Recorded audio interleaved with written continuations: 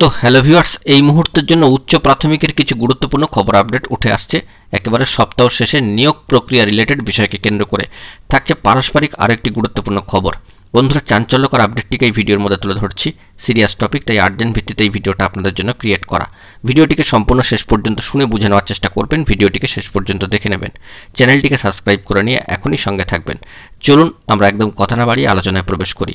কার্যত উচ্চ প্রাথমিকের নিয়োগ প্রক্রিয়াকে কেন্দ্র করে একটি অত্যন্ত গুরুত্বপূর্ণ খবর আপডেট একেবারে সপ্তাহের শেষ মুহূর্তে দাঁড়িয়ে। কার্যত ওবিসি সার্টিফিকেট বাতিল মামলা এবং সেটি বর্তমানে সর্বোচ্চ ন্যায়ালয় সুপ্রিম কোর্টে পৌঁছে গিয়েছে।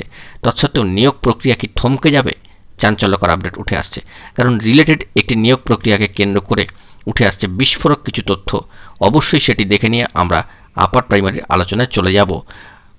যে বিষয়টি আমরা জানতে পাচ্ছি যে ডব্লিউবিসিএস পরীক্ষার ওবিসি রায় কিন্তু আটকে যাচ্ছে।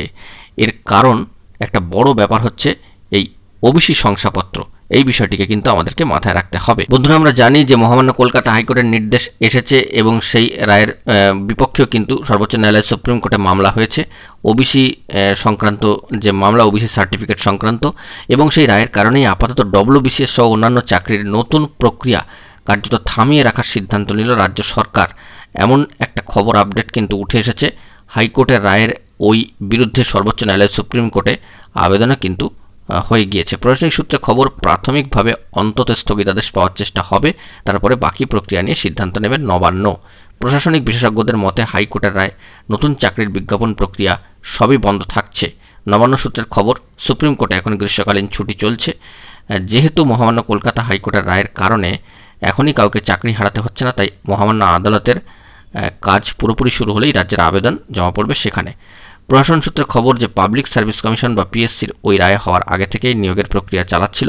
তাতে কোনো ক্ষেত্রে পরীক্ষা নেওয়া হয়ে গিয়েছে এবং বা যোগ্যদের ডাকা হয়েছে ইন্টারভিউতে। মহামান্য আদালতের রায়ের কারণে এই প্রক্রিয়া বাধাপ্রাপ্ত হবে না বলে দাবি করছে পিএসসি।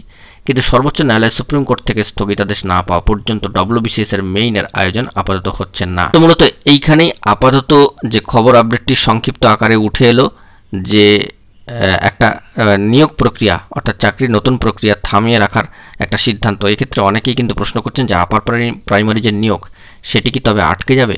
এখনই কিছু বলা যাচ্ছে না, যেহেতু অনগোয়িং প্রসেস, চিন্তা করার কিছু নেই। মহামান্য কলকাতা হাইকোর্টের তরফ থেকে কিংবা রাজ্য সরকারের তরফ থেকে কী ধরনের স্টেপস নেওয়া হয় সেটা কিন্তু আমাদেরকে দেখতে হবে এবং সমস্ত দিক খতিয়ে দেখার পরেই কিন্তু যাবতীয় সিদ্ধান্ত গ্রহণ করা হবে।